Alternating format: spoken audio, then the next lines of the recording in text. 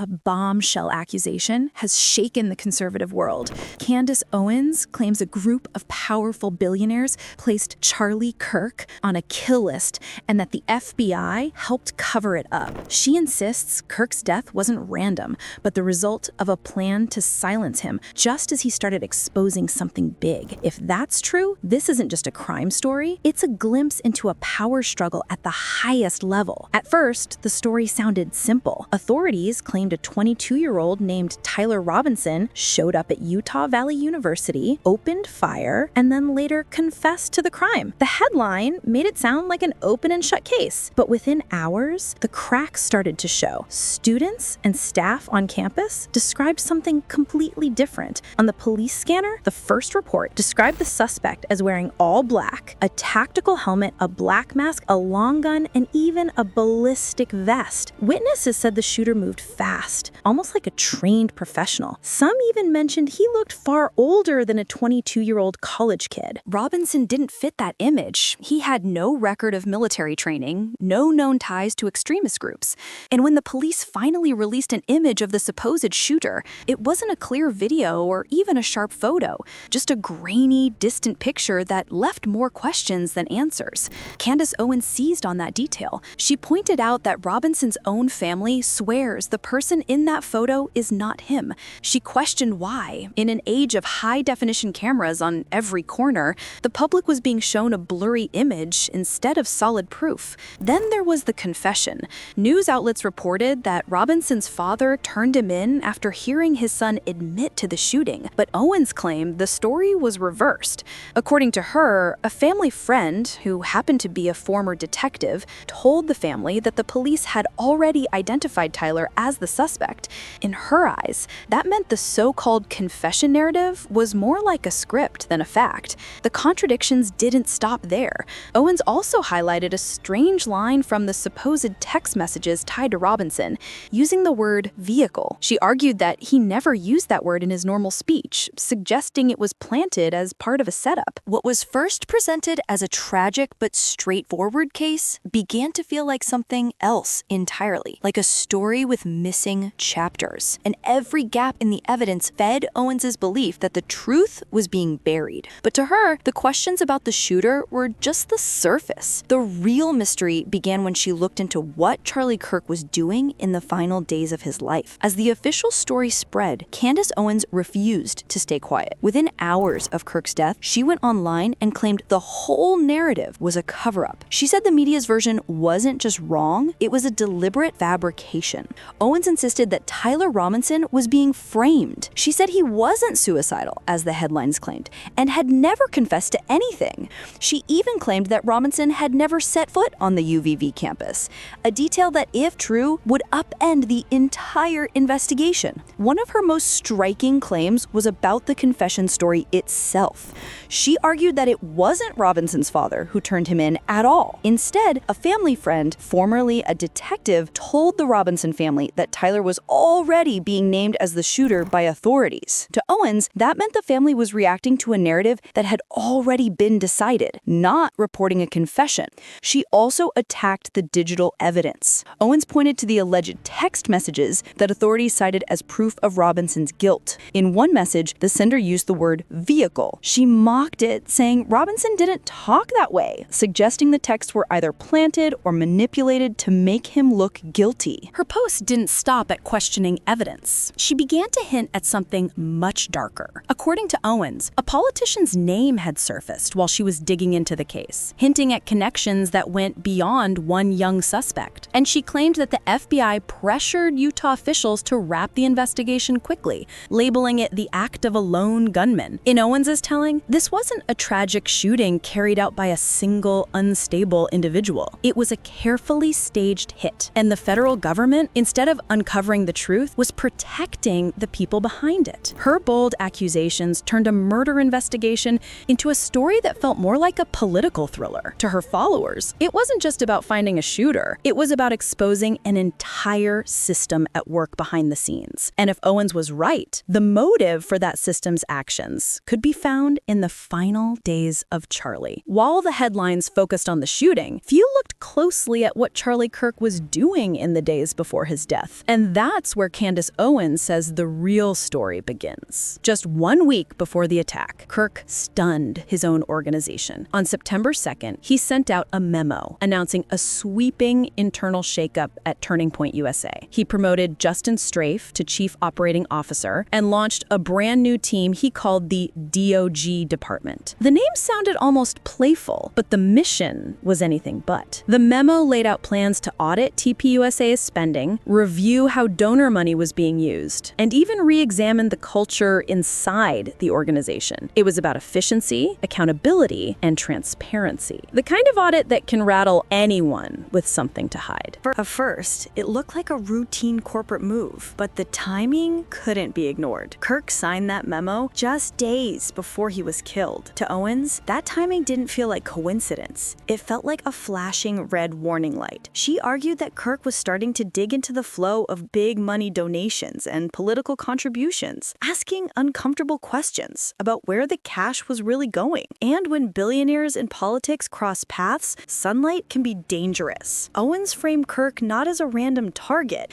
but as a man who may have been on the verge of exposing something powerful. In her telling, his push for an audit threatened people with both wealth and influence, people who wouldn't want their dealings brought into the open. The memo that once looked like dry internal paperwork now felt like a final breadcrumb, a clue pointing to a motive bigger than anyone expected. And according to Owens, the trail didn't stop at corporate audits. It led straight to some of the wealthiest and most influential figures in American politics. If the memo hinted at a motive, Candace Owens believed the real danger came from far above TPUSA's offices. She pointed the finger at billionaires, men with the money, access, and political reach to make or break public figures. At the center of her claims stood Bill Ackman, a hedge fund powerhouse who had long supported conservative causes. Owens said that in the weeks before Kirk's death, Ackman began pressuring him over his public stance on Israel's influence in Washington. According to her, that pressure turned into something close to blackmail. She described a tense, almost intervention-style meeting in the Hamptons about a month before the shooting. Ackman and other influential donors allegedly confronted Kirk, warning him to adjust his views. Kirk, normally confident on stage, reportedly came away angry and unsettled, even speaking privately about feeling morally blackmailed. Soon after, there was another curious shift. Kirk, long known for his sharp political rhetoric, began quietly attending Catholic Mass, something that caught many of his friends by surprise. To Owens, that wasn't just a change of heart, it was the sign of a man grappling with new pressures behind closed doors. She also pointed to Xavier DeRusso, a social media influencer who was present at that Hamptons meeting. DeRusso later admitted Kirk was upset about the pressure he faced there, and not long after, DeRusso himself accepted an all-expenses-paid trip to Israel, a detail Owens and her followers found hard to ignore. Then came the moment that Candace says felt like a gut punch. One day after Kirk's assassination, Amon tweeted a tribute, writing that he felt privileged to have shared a meal with Charlie Kirk this summer. To Owens, that post didn't read like simple mourning. She saw it as a signal, proof that powerful donors were close enough to Kirk to pressure him in life and honor him in death. Amon has publicly denied every allegation, calling his relationship with Kirk respectful and cordial. He insists there was never any threat, never any attempt to blackmail. But for Owens, the meeting, the timing, the tribute, all of it painted a picture of hidden influence and high-stakes conflict. In her version, Kirk wasn't silenced by a lone gunman. He was caught in a crossfire of money, politics, and power, targeted because he was ready to pull the curtain back. And if that's true, the billionaire theory didn't just challenge the official investigation, it ignited a new war inside the conservative movement itself. As Candace Owens pushed her claims into the spotlight, the reaction was swift and brutal. Her accusations didn't just spark debate, they splintered the conservative movement itself. Some voices on the right called her a truth teller, finally daring to ask the questions no one else would. But many others called her story reckless, dangerous, even cruel to Kirk's grieving family. Longtime TPUSA board members pushed back hard. They insisted there was no hidden audit scandal, no secret donor plot. To them, Candace was feeding conspiracy theories that risked tearing apart a movement Kirk had helped build. Conservative commentators who once appeared alongside Owens on panels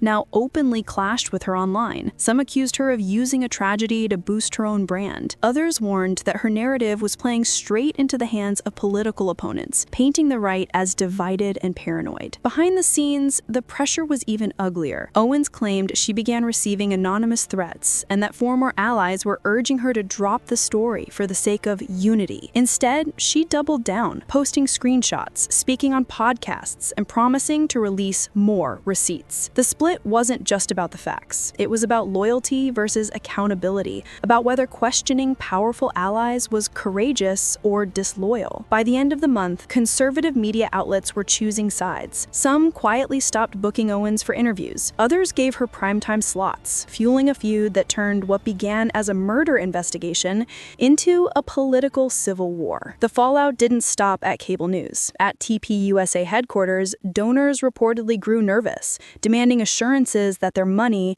and Kirk's legacy weren't tied to anything scandalous. Meanwhile, grassroots supporters flooded social media with hashtags, memes, and homebrewed investigations, further muddying the waters. Candace Owens had turned the question of Kirk's death into something bigger than a single crime. It became a test of trust inside the conservative movement, a conflict over who gets to control the narrative and at what cost. And as the movement fractured, the official investigation seemed to stall, leaving more questions than answers. For Candace Owens, the tragedy was never just about a single shooter, a single victim, or even one group of wealthy donors. She saw it as a glimpse into a much bigger, hidden machinery, a system that punishes those who challenge it. In interviews, she often returned to her gut feeling. She said that Kirk's death carried the weight of a warning, almost like a symbol, that even leaders within the conservative movement were not safe if they crossed invisible lines. Owens pointed to patterns in history, from journalists who exposed corruption to public figures who suddenly lost influence after questioning powerful interests. In her eyes, Kirk had joined that list, not because of what he had already revealed, but because of what he was about to uncover. She spoke of the symbolism in Kirk's last moves, a leader calling for accountability inside his own camp, a public figure resisting donor pressure on sensitive political issues, a man reportedly seeking spiritual grounding in his final weeks. To Owens, these weren't random details. They formed a narrative that pointed to a systemic struggle, a clash between the need for transparency and the forces that thrive in the dark. Her critics dismissed this layer of her argument as connecting dots that don't exist, but her supporters saw it as the part that made the most sense, that the story wasn't just about who pulled a trigger, but about how power works behind the curtain. Whether true or not, Owens' framing shifted the conversation. The debate stopped being about one man's murder and became about the nature of influence, the price of dissent, and the risks faced by anyone who asks the wrong questions. And as that narrative spread, it ensured that the mystery of Charlie Kirk's death would never be treated as just another headline. It became a symbol of something larger, something still unresolved. The official story tells us a lone young man pulled the trigger. Candace Owens insists the truth is far more complicated, woven with money, influence, and hidden pressures. Maybe the truth lies somewhere in between. Maybe it's still buried under layers of fear, loyalty, and politics. But one thing is certain, the questions raised by this case refuse to fade, and the story of Charlie Kirk's final weeks has become more than a murder investigation. It's become a mirror reflecting the struggles inside a movement and the cost of speaking out. In the end, this isn't just about whether you believe Candace Owens or trust the official narrative.